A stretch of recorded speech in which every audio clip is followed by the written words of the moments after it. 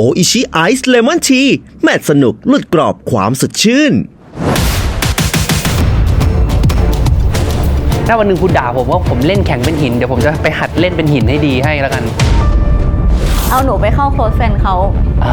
แล้วก็พิมพ์อะไรไม่ดีอ่ะใส่หนูแล้วก็แท็กเราคนเดียวเป็นรูปที่เขาแอบถ่ายเราทั้งหมดเลยอ่ะเกิดมันใช่ขึ้นมาจะทำหน้ายังไงดีวะอยากรู้ว่าผมบอกคุณคนเดียวเลยเฮ้ย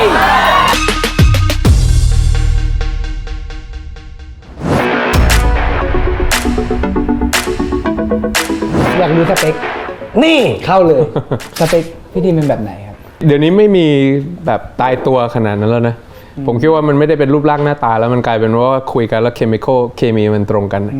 ซึ่งก็ไม่ได้เจอคนที่ตรงสเปค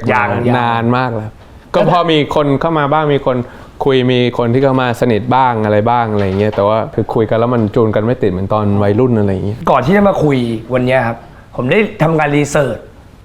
เห็นว่าพี่มีการฟอลเพื่อนผมคนหนึ่งเหมือนกันชื่อแล้วชื่อคือผมอะเข้าไปนั่งดูแล้วผมก็พี่ฟอร์มันอยู่ด้วยผมไม่พูดแต่ผมจะเปิดให้พี่อยู่คนเดียวใช่ป่ะไม่รู้จักเลยวะอ้าวสงสัยมือลั่นไม่ควรเลยอยู่แล้วแต่คุณทำให้ผมรู้สึกนะจริงๆมันมีคนที่ทำให้ผมเขินอยู่เหมือนกันนะแต่เมื่อกี้ในหัวชื่อขึ้นมาถ้าเกิดเขาเปิดมาแล้วเกิดมันใช่ขึ้นมากูจะทำหน้ายังไงดีวะชื่ออยู่เหมือนกันแต่จบแล้วก็คือไม่มีแล้วใครไม่บอกอันนี้ผมขอแล้วผมก็ไม่ได้คิดถึงขนาดนั้นแต่พอคุณทำอย่างนั้นแล้วผมก็เฮ้ยมันมีขออ้อมไปดูแล้วพี่เปิดได้ไหมไม่ได้เขาไม่อยากบอกเป็นความลับไม่มีแค่พูดไปให้รายการมันสนุกไปอย่างนั้นอยากรู้ว่าเขามีเสน่ห์ตรงไหนครับชอบที่งานแสดงเขาอะคือดูหนังดูละครที่เขาแสดงแล้วเขารู้สึกเก่งแล้วก็ไม่เคยเห็นใครที่เขาสามารถที่จะเข้าบทได้ดีขนาดนี้ในยุคใหม่นะไม่ใช่เป็นยุคสมัยที่เป็นที่ผมโตมาด้วยนั่นแหละตอนนี้ทุกคนไปไล่ดูว่าไอจีตอนนี้ไม่รีบอันฟอร์กันผมว่าผมรู้เป็นนักแสดงที่เราดูเขาแสดงแล้วเราชอบแล้วก็รู้ว่าเขามีชอบในเรื่องเกี่ยวกับประชาธิปไตยแล้วก็รู้สึกว่าเฮ้ยเขามีมากกว่าแค่รูปลักษณ์ภายนอกอะไรอย่างเงี้ยแต่ว่าไม่ได้รู้จักเป็นการส่วนตัวอะไรอย่างเงี้ยมันก็ไม่ได้ผิดอะไรนะจริงๆนะพี่พิมมันก็แค่แบบผู้ชายชอบนักแสดงคนนึงแค่นั้นเองมันไม่ได้มีแบบความว่าต้องการไม่ได้ต้องการจะเป็น relationship ด้วยกันหรืออะไรอย่างนั้นซะหน่อยอย่างเดียวเลยพี่บอกผมอยากรู้ผมบอกคุณคนเดียวเลยเฮ้ยผมยังไม่บอกใครทำไมคุณได้สิทธิ์นั้นอย่าให้เรื่องไปถึงหูลูกผมเป็นบอกเดี๋ยวตัดเมื่อกี้ออกพี่จิมไม่เคยชอบใครครับกลับมาเรื่องเมื่อกี้สเปคคร่าวๆเพราะจริงๆมันไม่ได้มีสเปคตายตัวมันไม่ได้มีโตขึ้นว่าทุกคนอ่ะมันไม่ว่ามันได้หมดแล้วมันอยู่ที่การคุยกันแต่อยากรู้วิธีการจีบของเราเพราะเราเป็นคนจีบเขาก่อนอยากรู้ว่าถ้า My For If จะจีบผู้ชาย1คนเลือกใช้วิธีไหนครับก็ทักเนี่ยแหละค่ะยังไงเช่น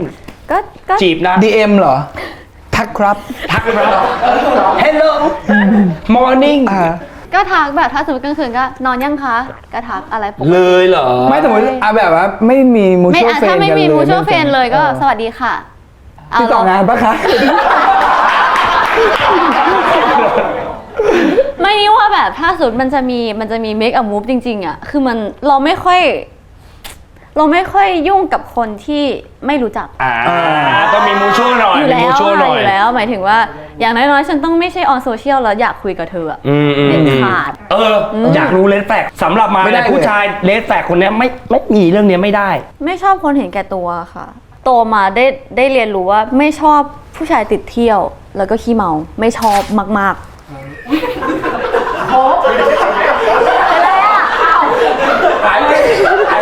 แก้ตัวเลยน้องไม่ได้พูดถึงกูทำไมทุกคนไม่ต้องมองให้กูไม่ฟิตเนสมาเมื่อเช้าให้เกียรติคนออกกำลังกายด้วยกูแค่ชอบดื่มดำกับบรรยากาศเสียงเพลง มีอะไรอีกไหมมีอะไรอีกไหม ก็ประมาณนี้ สเปคเราอ่ะสเปคเราอยากรู้สเปคของเชอปัง ถ้าที่พูดมาตลอดเก่งกว่า ดูแลฉันได้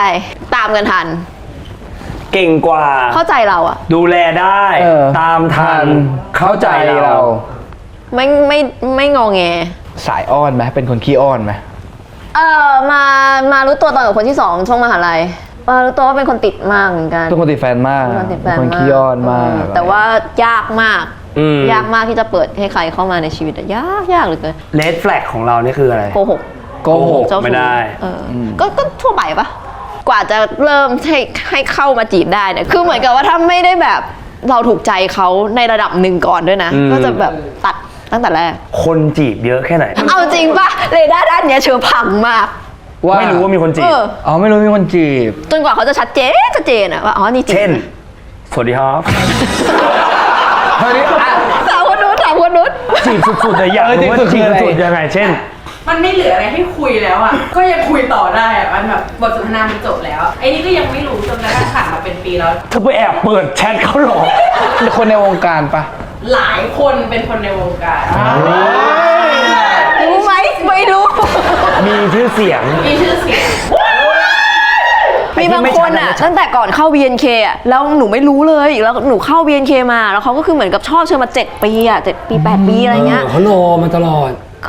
เขาคุยกับเชอมาเรื่อยๆแล้วปรึกษาเรื่องความรักด้วย ไม่รู้เรื่อง แล้วทุกวันนี้พอตอนที่เรารู้ รู้สึ แล้ ก ว ผิด 7 ปีอะ รู้สึกผิดมากแบบพี่ไปเถอะไม่ใช่แน่นอน ไล่เขาไปด้วยจริงป่วยได้เลยอะถ้า7 ปีแล้วอะแล้วพอรู้แล้วแทนที่จะแบบ appreciate ก็พี่เชษนะแต่แบบไม่ใช่อ่ะพี่คือขอบคุณค่ะ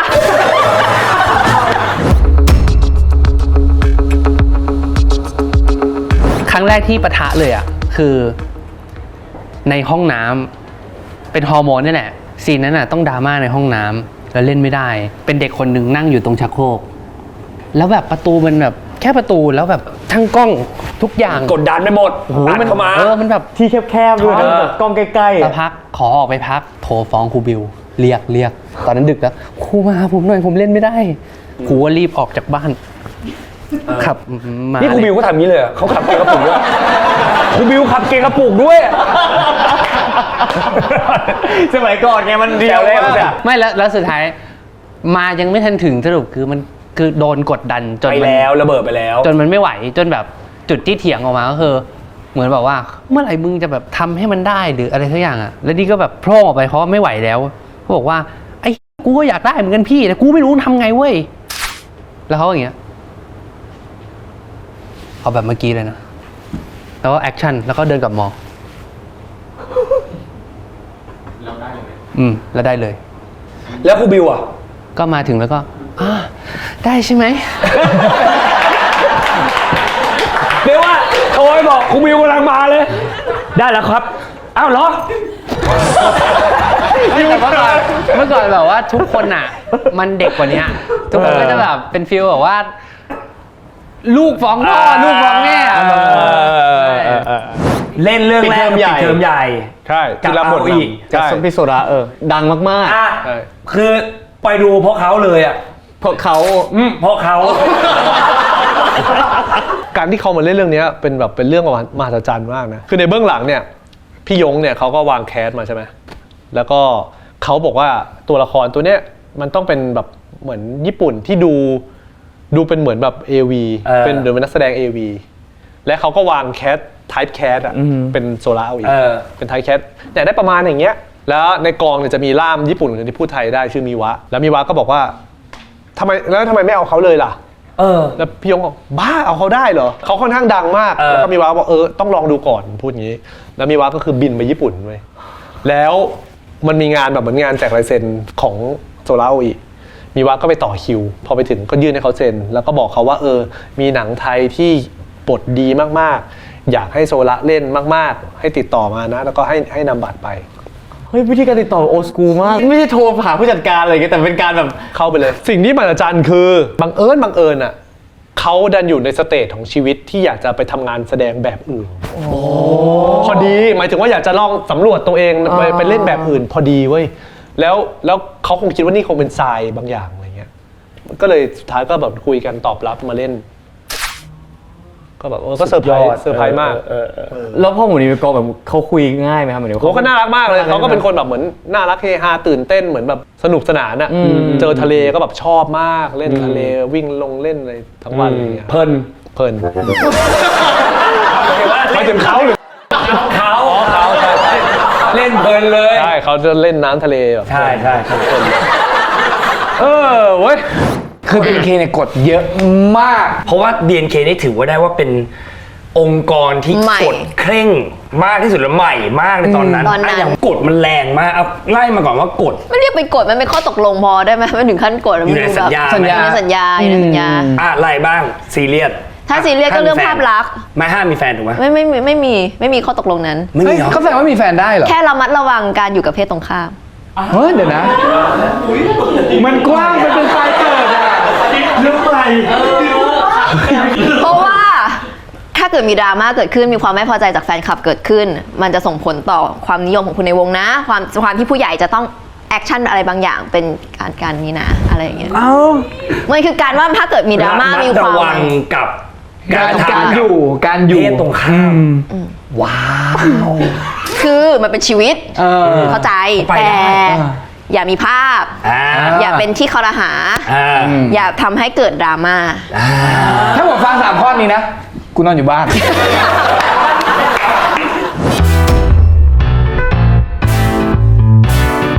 ผู้ชายเหยียบย่ำที่เอาไปไม่ใช่แค่หัวใจ แต่เป็น รวมเงิน2 ล้านบาท ไม่ถึงเกิน จริงไหมที่เราส่งมาให้เขาเป็นข้ออย่าเรียกว่าม้าส่งยูนิคอร์นยูนิคอร์นไม่ใช่ม้าเขาเป็นสัตว์เนี่ยก็ว่าทำไมมันแพงมันเขาเป็นยูนิคอร์นมันมีข่าวด้วยสวยเวลามันบินแต่ละทีอะไรอย่างเงี้ยหรอตัวละ1,000 บาทตัวละ1,000ให้ไปกี่ตัวเป็นข้ออย่ามาเล่นเป็นตัวไม่ได้นะไม่สมศักดิ์ศรีแล้วก็อย่างนี้เลยแต่เราต้องยำจะไม่ส่งม้าเป็นตัวตึงหูพอฟีกหูปุ๊บตัวใหม่ต้องมาแล้วตึงอย่าให้หน้าจอว่างตึงชื่อไปเรื่อยๆตึงแต่งครับตึงแล้วเรามีชื่อเราจริงมันแล้วแต่คนแล้วเรามีแผนกเฝ้าหมาก็คนในติ๊กต็อกนี่แหละคนเลี้ยงหมาแม่หล่อคนนี้แม่กุญแจในคอกหลุดมันส่งมาเท่านั้นแหละหรอตึงแล้วเราจะมีหมู่บ้านของเราแบบเรายกไปบ้านแล้วเขาไลฟ์อย่างเงี้ยเราก็จะยกไปทั้งหมู่บ้านไปเข้าไลฟ์เขาแล้วก็ปล่อยกันปุ้มปั๊บแล้วก็กลับมาไปสร้างภาพจำให้เขาจำเราคือเจ้าพ่อแห่งการเปย์อ่ะพูดง่ายอ่ะกูให้ได้หมดจริงหรือไม่ก็แค่รู้สึกว่าให้บ้านให้รถให้ทุกอย่างได้หมดถ้าให้ได้ก็ให้ไปแล้วนี่เปย์แพงสุดกี่บาทของที่แบบรู้สึกโอ้โหแบบให้แบบใหญ่เพราะเราชาวแมทเทอเรียลิซึมอยู่แล้วต้องรู้จำนวนเงินไม่เยอะมันก็ฟีลแบบเป็นหลักแสนนี่แหละแต่ก็หลายๆรอบเลยก็เรื่อยๆเป็นแบบ30 กว่ารอบเป็นฟีลแบบสมัครเป็นฟีลบำนาญไม่ใช่บำเหน็จเปย์ใครเยอะสุดในนั้นไม่มีมีก็ให้ไปให้ก็ให้ไม่กล้าพูดเชื่อว่าเยอะมากแน่เลยอ่ะไม่กล้าพูดมีบางทีก็มีแบบแอบให้ตังค์คนนู้นคนนี้มีก็รักแล้วแต่เวลาแล้วแต่ใครโทรมาตอนไหนก็เราก็อารมณ์ดีเราก็รักลูกไม่เท่ากันมีอยู่จริงไหมจริงจริงครับมิกซี่คือเบอร์ 1ก็รักเลยแล้วใครติดเราสุดคนที่ติดป้าตือแบบเหมือนโทรหาป้าตือบ่อยสุดที่ไม่ใช่เปย์บ่อยขนาดนี้อย่างรู้เวลาคนเข้ามาให้ป้าตือเปย์ป้าตือเคยแบบรู้บ้างป่ะว่าคนนี้เข้ามาแบบหวังผลแน่ๆมีก็มีคนบางคน DM เข้ามาอะไรอย่างเงี้ยก็ DM มาขอแบบขอความช่วยเหลืออย่างเงี้ยมาขอความช่วยเหลือมาอะไรอย่างเงี้ยแล้วก็ไปกดดูในโปรไฟล์ก็น้องยังใส่ชุดว่ายน้ำแบบว่าบิกินี่แบบว่าอยู่ในชายหาดน้องก็แล้วเขามาขอเขาใช้ข้ออ้างว่าเขาบอกว่าช่วยหนูหน่อยช่วยซื้อชีวิตด้วยเพราะว่าหนูแบบว่าไม่มีเงินแล้วอะไรเงี้ยแต่ว่าในไลฟ์สไตล์นี่คือแบบโหรู้ละใครเทคมาขอเงินอะไรเงี้ยเนี่ยมันจะเขาไม่ช่วยตือไม่ช่วยอยู่แล้วเพราะว่าตือถือว่าแบบว่าคือคนเราอ่ะการขอเงินคนนี่มันเป็นสิ่งที่นี่สำหรับตือว่ามันแบบไม่ควรมันไม่ใช่หน้าที่ของมนุษย์เนาะแล้วถ้าเขามาขอทำงานอย่างเงี้ยให้ ตึกก็ต้องไปไถดูก่อนเหมือนกันว่าเขาคืออะไร ต้องเช็คประวัติก่อน คือเช็คดูในนั้น กูเชื่อว่าต้องมีคนไม่รู้จักทักป้าตือมาบ่อยเหมือนกันนะเนี่ยใช่ไหม วันละเป็นร้อยอะแต่ว่าถามว่าเวลาเราเจอคนที่แบบว่าขายของอะไรเงี้ยเราก็ช่วยซื้อของเขา ได้ได้ อันนั้นเราเต็มใจอยากจะช่วย เนี่ย เพราะเราเห็นว่าเขาค่ะ แบบ เรา น่าช่วยจ เราก็ ริง ซัพพอร์ตอะไรเงี้ยเราก็ไม่ได้คิดอะไรมาก จริงๆแล้วในการเปย์ของเราอ่ะเราก็ถือว่าเป็นการแสดงความรักไหมเพราะความรักคือการให้เงิน คือจริงๆเราจะพูดว่าไงคนบางคนอาจจะคิดว่าเราแบบว่าประสาทอะไรอย่างเงี้ยนะแต่จริงๆแล้วเราคือแบบพี่เราก็ทำงานมีก็แบ่งกันกินแบ่งกันใช้เราก็คิดอย่างนี้ อยากรู้ว่านิสัยการให้เงินเนี่ยมันเกิดจากเราเองหรือว่าจริงๆเราได้มาจากเตี่ยเรา เตี่ยค่ะเตี่ยกับแม่เนี่ยสอนมาว่าเราต้องมีเงิน เราต้องขยันทำงาน เราต้องมีเงินก็จะสามารถที่จะช่วยแก้ปัญหาอะไรได้หมด แต่อยากรู้ว่าตอนที่ ช่วงนั้นก่อนช่วงนั้นกลับไปช่วงที่ฮอต ครับ มีคนเข้ามาหลอกไหม ถามว่าถามได้ดีมากค่ะ มีคนเข้ามาหลอกเราไหม มีคนเข้ามาหาไหมอย่างนี้ดีกว่า มีคนเข้ามาหลอกเราไหม มีคนเข้ามาหลอก หมายถึงว่ามีคนเข้ามาหาเยอะแหละ มี ยังไง ฮะ ที่โดนหลอก ก็เราเหรอเช่นก็มาเข้ามาหาเราทำให้เราตายใจยังไงอะไรที่ทำให้เราตายใจ อะไรคือจุดอ่อนเรา โอ้ยง่ายมากกระเทยไม่ต้องอะไรเยอะหรอก ไม่ต้องมาจะโอ้ไม่ต้องอะไรเยอะพูดจาอ่อนพูดจาดีๆหน่อยอวยหน่อยนู่นนี่นั่น พี่แพนนี่วันนี้สวยจังเลยครับ พี่ครับนู่นนี่นั่นแค่นี้แหละส่งสติ๊กเกอร์หัวใจมาคิดไปส่งเดทแล้วกดไลค์สตอรี่ก็ไปแล้ว แล้วคิดส่งเดทแล้วเราคิดส่งเงินด้วยไหม ก็พร้อมเพย์ได้เลยบางทีผู้ชายไม่ได้ขอนะ บางทีส่งอย่างให้ เดือดร้อนอะไรหรือเปล่า นี่พี่แล้วรู้ป่าวว่าเราดูออกไหมว่าคนนี้เข้ามาหลอก ก็พอดูออกง่ายๆเลยก็จะคือมันก็จะมีสกิลคือเข้ามาหาเราคุยกับเราแล้วสุดท้ายก็จะไปลงที่เรื่องเงินอย่างเดียวคุยต่อให้คุยหวานชมอะไรฉ่ำมันจะวก แล้วก็และเริ่มมีแต่เริ่มแต่มึงก็เตรียมโอนได้แล้ว เราเต็มใจที่จะโอนทั้งที่รู้อะนะ ก็ให้เขาก็มันเหมือนก็ไม่รู้สิเพราะว่าไม่ใช่บางทีมันเหมือนแค่ฟีลลิ่งนะเราก็รู้ว่าเราก็ไม่ได้เพราะว่าหลายๆครั้งเวลาถ้าสมมติคุยครบเราก็ไม่ได้แบบถึงขั้นว่าจะมาแบบเป็นเรื่องเป็นราวอะไรขนาดนี้มันแค่เป็นฟีลลิ่งเหมือนแบบหมาหยอกไก่หมาหยอกไก่หมูหยอกแมวอะไรประมาณนี้ฟีลลิ่งแค่มันพอกรุบกรีบอะไรอย่างนี้นัดไปคาเฟ่มีเพื่อนไปคาเฟ่ทานข้าวดูหนังอะไรประมาณนี้เราก็รู้สึกว่าเราก็จอยถ้าตัดมาที่คำด่าสุดท้ายแล้วมนุษย์เรามันเป็นมนุษย์เนาะมันรู้สึกหมดแหละไม่มีใครรู้สึกดีกับคำด่าได้หรอกแต่ว่ามันก็จะมีมุมที่เราพยายามทำให้โลกสวยให้ตัวเองเรามีพรุ่งนี้ได้เช่นเราก็จะพยายามอ่านสิ่งที่เวลามันเป็นคอมเมนต์แง่ลบแล้วเราจะพยายามประมวลว่ามันจริงไหมแค่ไหนมีไหมขออันหนึ่งที่รู้สึกว่าเขาด่าคุณแล้วคุณจำมีอันเดียวเลยเห็นป่ะเขาพูดว่าเพราะอันนี้มันจี้จุดมากแล้วก็ไม่ใช่คนไทยด้วยแต่ตอนนั้นมันเป็นเรื่องเข้าใจผิดครั้งนึงมีคนเคยบอกว่าผมทำงานโคตรไม่โปรเฟชชั่นอลเลยคือแค่นั้นเลยเขาอธิบายว่าไม่เลยมันแบบปึ้งแล้วผมแบบแล้ว unprofessional อย่างนี้หรอแล้วผมแค่รู้สึกว่าแบบ you never know me ในทุกงานที่ตัวฉันทุ่มลงไปมึงจะด่าอะไรก็ได้มึงจะไม่เชื่ออะไรก็ได้แต่มึงดูถูกความเต็มที่ที่กูใส่ให้มึงไม่ได้แล้วผมก็รู้สึกว่าคำนี้มึงไม่ควรจะใช้ด่าใครด้วยซ้ำถ้ามึงยังไม่ทำอะไรจะบอกว่าผมเล่นแย่มากๆเป็นก้อนหินอะไรก็ได้เลยเพราะสุดท้ายถ้าวันหนึ่งคุณด่าผมว่าผมเล่นแข็งเป็นหินเดี๋ยวผมจะไปหัดเล่นเป็นหินให้ดีให้แล้วกันจริงเล่นเป็นหินที่ดีใช่ผมก็ไม่รู้ที่เป็นธรรมชาติต้องเล่นเป็นหินให้ได้แบบนั้นจริงๆมันก็แค่ด้วยทฤษฎีแหละครับของจริงผมก็มีอารมณ์ความรู้สึกเหมือนทุกคนแหละการเดินทาง4ปีที่ผ่านมามันต้องโดนไม่ว่าจะเป็นคอมเมนต์ไม่ว่าจะเป็นการวิจารณ์คอมเมนต์ไหนในการทำงานตลอด4ปีที่เรารู้สึกว่าเฮ้ยกระทบจิตใจกับเรามากเลยจริงๆมันก็มีเรื่อยๆนะอาจจะเพราะว่าเราเองเป็นคนค่อนข้างจะปล่อยวางมั้งคะหมายถึงเราค่อนข้างจะแบบช่างเข้าใจ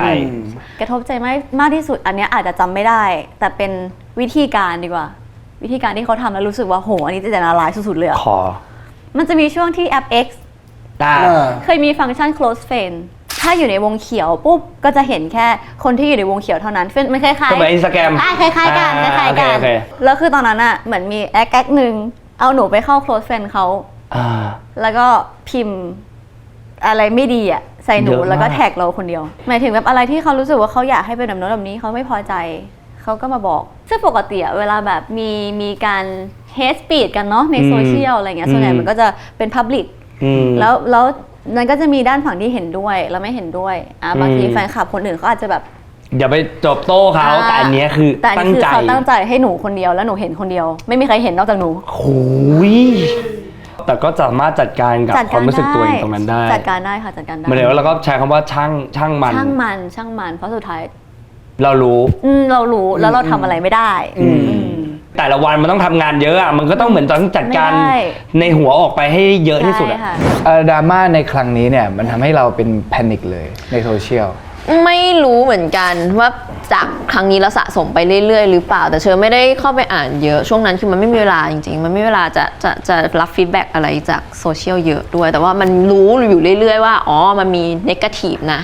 แล้วมันมาแคร็กระเบิดเยอะๆจริงๆอ่ะก็ตอนที่ช่วงโควิดแล้วเหมือนร่างกายมันแบบเอาคืนอ่ะครับอาจจะเป็นเพศด้วยก็ได้ไม่รู้แต่หนักที่สุดถึงขั้นไหนหนักที่สุดถึงขั้นที่แบบไม่เอาแล้วชีวิตเนี้ยแบบไม่อยู่ก็ไม่เป็นไรมั้งเนี่ยเขาบอกว่ากลัวขนาดที่คนในกองหยิบมือถือขึ้นมาเนี่ยคิดว่าพูดถึงตัวเองใช่จะดาวน์แพนิคเลยแบบเขาพูดถึงเราว่าเขาจะไปพูดอะไรไม่ดีหรือเปล่าแบบไม่มันแพนิคแบบสมองมันคิดรันไปเลยใช่ไหมคือมันควบคุมความคิดตัวเองไม่ได้แล้วเนกาทีฟมากรู้ว่าไม่ปกติเลยอะมันค่อยๆดิ่งลงมาเรื่อยๆอะแล้วมันพอเริ่มมีเวลากับตัวเองมันก็กลับมาคิดในหัวแล้วมันหยุดคิดไม่ได้มันก็เนกาทีฟมันก็ทบลงไปแล้วกลับมายังไงปรึกษาจิตแพทย์ค่ะคือขอเบรกช่วงนั้นมีช่วงที่ตัดสินใจว่าต้องเบรกคือเบรกโซเชียลเบรกไม่ตอบไลน์ไม่ตอบงานไม่อะไรเลยวีคหนึ่งใช่วีคหนึ่งว่าแบบขอทุกคนค่ะหนูไม่ปกติแล้วหนูอยู่ในสภาวะที่ไม่ปกติจริงๆขอปรึกษาจิตแพทย์ทุกอาทิตย์ละครั้งประมาณ3 เดือนในวันที่เราไม่ไหวเองแต่เรายังต้องขึ้นเวทีเพื่อที่จะไปให้กำลังใจผู้คนที่เราไม่มีกำลังใจด้วยซ้ำอ่ะมันยากมาผ่านช่วงนั้นมาด้วยมันก็มาด้วยอีกอันคือรู้สึกว่าสิ่งที่เราเคยพูดไปเราไม่อยากผิดคำพูดกับคนครับสัญญาแบบเคยให้กำลังใจคนไว้กับโมเมนต์แบบเนี้ยเราก็เลยแบบอย่าเพิ่งให้มันผ่านไปก่อนมองเดี๋ยวมันจะผ่านไปใช่ไหมเดี๋ยวมันจะผ่านไปก็ท่องอย่างนี้เดี๋ยวมันจะผ่านไปเดี๋ยวมันจะผ่านไปเดี๋ยวมันจะผ่านไปเวลาเกิดเรื่องอะไรก็ใช้เวลากับมันจมก็จมแต่แบบเดี๋ยวมันจะผ่านไปอย่าไม่เกิดโมเมนต์ที่ไปจริงๆเลยพยายามเดินหน้าต่อหาวิธีต่ออะไรเงี้ยทะเลาะกันที่บ้านด้วยเหมือนกันพ่อบอกถ้ามันเป็นอย่างเงี้ยออกเลยไหมอย่าทำแล้วดีกว่าแต่เรารู้สึกว่าไม่ใช่การแก้ปัญหาของเรารู้สึกเราต้องรับมือกับสิ่งนี้ให้ได้สิก่อนที่มิกจะมาเนี่ยก่อนที่จะเข้ารายการเนี่ยเราก็ต้องมีการรีเสิร์ชแล้วเข้าไปนั่งไล่ดูใน IG คือไม่เจออะไรเลยประมาณ 80% เป็นรูปคู่ผัวหมดเลยในช่วงนี้คือจะบอกว่าเราเนี่ยรู้ตัวเราเป็นคนสวยเพราะว่าเรามีผัวบ่อยแต่มันจะมีผัวสักกี่คนกันที่เรารู้สึกว่าเราอยากอวดความดีความงามของเขามากเป็นความคนที่อวดใจเราใช่ป่ะครับหนูฟังนะลูกว่ายน้ำไวที่สุดในประเทศเราไม่อวดเขาหรอก็มีห่วงกี่ห่วงนะ6 ห่วงอยู่ที่หน้าอกไปโอลิมปิกมาปามารินยังแพ้ว่ากับปามารินก็ไม่ขนาดนั้นถ้าเรามีแฟนที่มันอยู่ดีกรีที่มันท็อปมากๆแล้วต้องอยากอวดอยู่แล้วอวดยิ่งเขาข้างเรามากๆเงี้ยเราก็อยากอวดอีกการที่เราแบบว่าอยู่บนเตียงแล้วแบบเราเห็นรูปในโทรศัพท์แฟนเป็นรูปที่เขาแอบถ่ายเราทั้งหมดเลยอ่ะแล้วเรารู้สึกว่ารูปที่เขาถ่ายมันน่ารักไหมหรือจริงที่รูปที่เรานอนมันเป็นแบบก็ถามว่าถ่ายทำไมอะไรเงี้ยน่ารักดีแล้วก็เลยบอกว่าโอเคนึกว่าแบ็คเมย์หรืออะไรมันภาพมันไม่ได้ดูดีมากอะไม่แต่บางทีเนี่ยเขาจะเห็นมุมมองน่ารักที่เราไม่ได้เห็นในตัวเองใช่ซึ่งนั้นทราบเราก็เลยแบบทราบแต่สิ่งที่เปลี่ยนคือพี่หวานขึ้นเขาบอกพี่เพิ่งมาเป็น2 ปีหลังคือแปลว่า4 ปีแรกเนี่ยเงียบไม่หวานเลยประมาณสัก3โอ้โหถ้า2 ปีแรกนี่โอ้โหความหวานคือต่ำจัดเลยอะไม่ได้หวานจัดถูกป่ะไม่ค่อยหวานอเมริกาโน่เลยอะหวานชวนไปกินข้าวก็คือไปกินข้าวกันไหมแค่นี้เองก็ไปกินโอ้โหแทบไม่ได้มีแบบอะไรพิเศษจับมือไม่มีหรอไม่มีอ่ะแรกๆก็น้อยด้วยโอ้โหแรกๆก็มีบ้างตามแต่แรกๆมันจะมีความรู้สึกว่าแบบเราเกรงใจป่ะมีความรู้สึกว่าเดินห้างจับมือเขาเดี๋ยวคนมองเขาโอเคว่าเขาอยู่ในสเตจที่แบบเหมือนแบบอาจจะต้องการแบบสเปซไหมอะไรเงี้ยคิดเยอะแรกๆอ่ะแต่พอมันผ่านช่วงแบบ 3-4 ปีไปแล้วอ่ะครับโอ้โหมันหมับเลยมันสบายเลยหมับไปเลยไม่จับไม่ใช่เหมือนว่าอยากจับไม่จับเลยใช่ไหมหมับเลยพูดเยอะๆดีไม่พูดดีดีอยาก จับก็จับเลยถูกไหมครับหมายว่า ก็จับมือกันโดยไม่ต้องคิดเลย ไม่ซึ่งเขาดูชอบ เขาก็ชอบ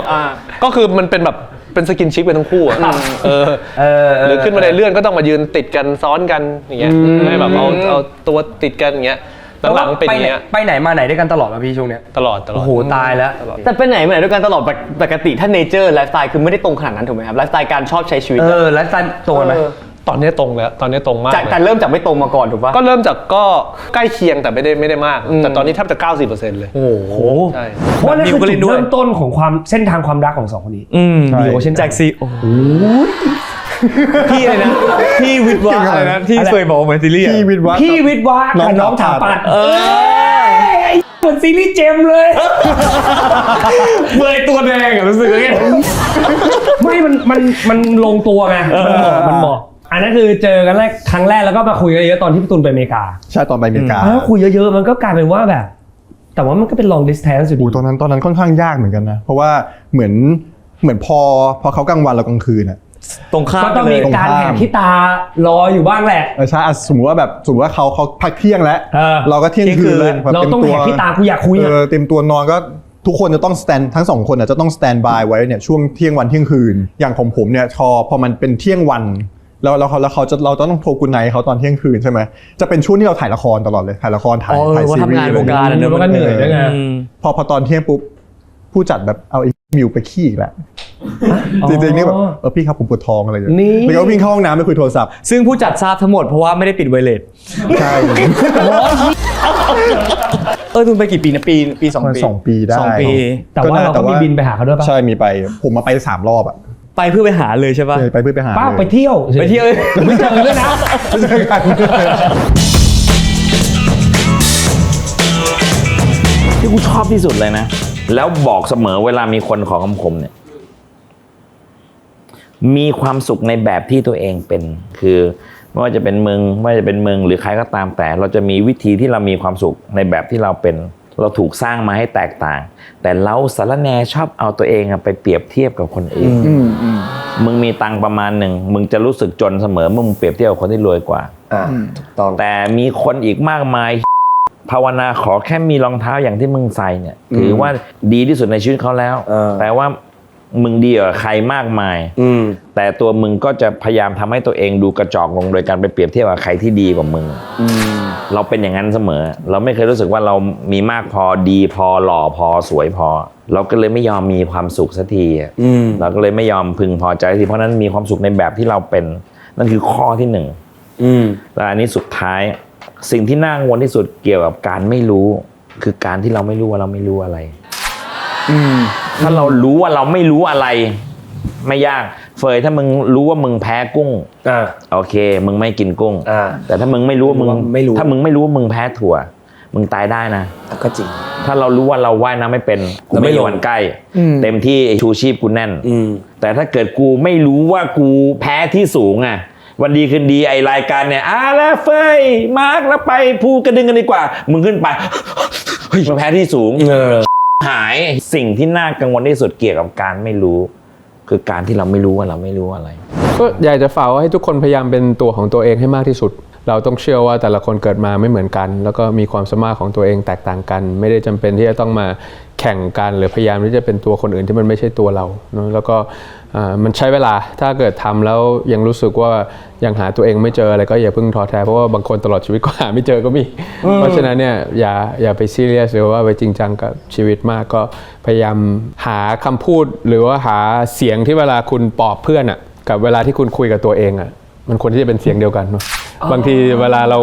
คุยกับคนอื่นเนี่ยเสียงเพราะเฮ้ยทำไมเป็นอย่างงี้อย่างนี้อะไรเป็นอะไรเงี้ยแต่เวลาเราพูดกับตัวเองเนี่ยเราพูดเหมือนกับว่าทำร้ายตัวเองว่าทำไมเราห่วยอย่างนั้นแย่อย่างนั้นสู้เขาไม่ได้ทำอะไรก็ไม่สำเร็จสักทีเรื่องคำพูดแบบนี้มันต้อง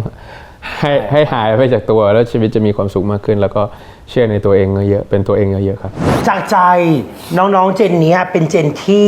โตมาด้วย Google เติบโตมาด้วยการเซิร์ชเติบโตด้วยโรโมเดลต่างๆที่เห็นมากมายแต่สุดท้ายแล้วเนี่ยจังหวะที่กำลังเติบโตเนี่ยอยากให้เขาลองผิดลองถูกลองทำเพราะว่าถ้าเขาล้มเวลาเนี้ยเขายังมีแรงลุกบางครั้งทำด้วยความชอบแต่มันไม่ใช่คิดในกรณีที่ worst case กรณีที่เลวร้ายที่สุดถ้าไปไม่รอดทำยังไงถ้าเจ๊งทำยังไงถ้าเฟลทำยังไงอย่าเพิ่งคิดโลกสวยว่ามันจะสักเซสฝันได้ให้ฟุ้งให้เป็นความฝันแต่ความจริงเนี่ยต้องอยู่กับความจริงแล้วต้องเรียนรู้ว่าถ้ามันพลาดถ้ามันเจ็บปวดจะฮีลมันยังไง จริงไหมถ้าทำธุรกิจแล้วเปิดกระดาษมาตัวเลขเรียงมาถ้ามันพังในกระดาษของธุรกิจจริงจะพังต้องให้พังตั้งแต่ในสมองอย่าให้เปลืองน้ำหมึกแต่ถ้ามันยังไม่สุดอยากลองให้มันรู้อยากรู้จังเลยอ่ะเนี่ยมันจะเป็นยังไงถ้าดีดแล้วมันจะหักไหมอ่ะก็ทำให้มันรู้ตั้งแต่ตอนนี้เลยหักก็หักก็แค่นั้นเองเพราะฉะนั้นเรามีหน้าที่สร้างโอกาสให้กับตัวเองโอกาสอยู่ที่ไหนโอกาสอยู่ทุกที่ถ้าเรามองเห็นมันคือการเป็นคอนเทนต์ครีเอเตอร์อ่ะเราสามารถเป็นได้เลยทุกคนใช่สามารถทำได้แค่เรามีสิ่งที่เรารักแล้วก็ชอบน่าสนใจแต่สิ่งที่เราทำอ่ะควรจะคิดให้ดีก่อนว่าออกมาสู่โลกออนไลน์แล้วเนี่ยมันมีฟีดแบ็กยังไงกับสังคมบ้างอันนี้คือบอกน้องๆหรือบอกตัวเองด้วยเพราะว่าเราสามารถเกิดได้ภายในคืนเดียวและสามารถดับได้ในคืนเดียวเหมือนกันอันนี้จริงมันไปเร็วมากๆใช่ค่ะคนมันเป็นคำว่าอินฟูเนาะอินฟูมันง่ายเสียเหลือเกินอะไรอย่างเงี้ยมีคนฟอล 5,000 ก็รับแล้วใช่มันแบบมันทุกคนมันเร็วมากอะไรเงี้ยก็อยากให้มีสติแบบว่ากันเยอะๆอะไรอย่างเงี้ยแบบอาจจะต้องอยู่ในสายตาแบบว่าผู้ปกครองบ้างอะไรเงี้ยเพราะว่าอันนี้ฝากไปถึงแบบว่าเด็กๆรุ่นใหม่อะไรเงี้ยมากกว่าอะไรเงี้ยเพราะว่าทุกคนมันมีมือถือกันหมดแล้วเนาะอะไรเงี้ยเพราะว่าบางทีแบบพ่อแม่ก็อาจจะต้องเข้ามาดูด้วยมันไม่ใช่แค่ตัวเองใกล้ชิดนิดนึงเราฝากไปถึงพวกเป็นอย่างนั้นดีกว่าเลยครับผมทุกคนมีที่ปรึกษาแต่ทุกคนไม่รู้เราจะมีเราอีกคนนึงอยู่ในตัวเราเสมอภาษาพระเขาเรียกว่ากัลชกายใช่เรามันจะมี2พาร์ทนะลองนึกถึงดีๆเราจะมีมุมที่เป็นคนที่รู้สึกแบบมีเหตุผลมองอะไรแบบมีสติใจเย็นดูเป็นผู้ใหญ่ดูอันนู้นนี่นั่นไอ้พาร์ทหนึ่งก็จะดูเป็นคนงี่เง่าเจ้าอารมณ์ฉุนเฉียวเหมือนตัวดำตัวขาวใช่มันอยู่ในตัวเราหนูก็เหมือนกันหนูมีทั้งแพรรี่และพระมหาไพวันอยู่ในนี้ฉะนั้นเวลาที่เรามีปัญหาคนหนึ่งที่เราจะคุยด้วยตลอดคือพระมหาไพวันเราจะเอาตัวเราไปนั่งคุยกับพระมหาไพวันในอดีตแล้วมันคุยได้จริงแล้วพระมหาไพวันในอดีตจะสอนเราฉะนั้นคนไม่ต้องมาคอมเมนต์หรอกว่าเจ๊ไม่ต้องไปคอมเมนต์นะบอกว่าเชิญไปฟังเทศพระมหาไพวันมันจะมีแบบฟีลลิ่งแบบคนที่เคยตามเรามาตั้งแต่สมัยเป็นพระบอกว่าเวลาเห็นเราอารมณ์ฉุนเฉียวนู่นนี่นะแพรรี่เชิญไปฟังธรรมะจากพระมหาไพวันนะไม่ต้องเชิญกูฟังอยู่ฟังบ่อยคุยกับตัวเองบ่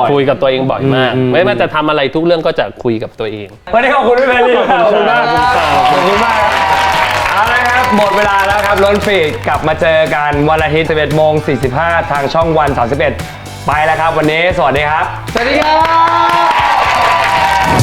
เปิดฟีดปริศนันวันนี้ช้างโคบลูคู่คลับเดินหน้าเปิดประสบการณ์ความชิลเต็มรูปแบบจากการไปตั้งแคมป์ชิลๆนอกเมืองปีนี้ชวนไปชิลตอบโจทย์ไลฟ์สไตล์วัยรุ่นคนเมืองมากขึ้นอย่างรูฟท็อปบาร์ที่กำลังเป็นเทรนด์และเป็นที่นิยมของสถานที่ชิลในปัจจุบันนี้ที่คนรุ่นใหม่ชอบไปแฮงเอาท์กับเพื่อนชมบรรยากาศร้องฟังดนตรีชิลๆปีนี้พรีเซนเตอร์อย่างเฟยพัชระชวนเจมินายน้องคนสนิทมาเปิดโลกความชิลทำกิจกรรมคูลๆทั้งปี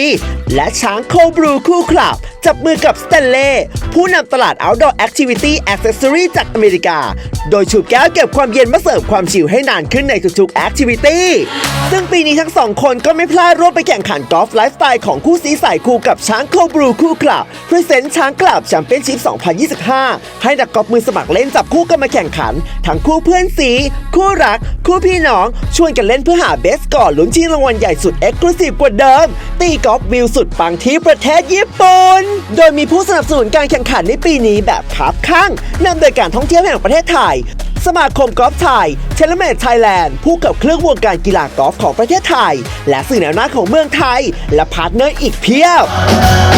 ปิดท้ายด้วย After Party คอนเสิร์ตเจ้าพ่อเพลงชิลพี่โอ๊ตปราโมทที่จะชวนไปเปิดโลกความชิลที่รูฟท็อปยามค่ำคืนพร้อม2พรีเซนเตอร์ติดตามรายละเอียดการแข่งขันช้างคลับแชมเปี้ยนชิพ 2025 และกิจกรรมชิลๆอีกมากมายที่ Facebook ช้างเวิลด์ไอธุรกิจเนี่ยไม่ใช่ความต้องการของโอมดราม่าเนี่ย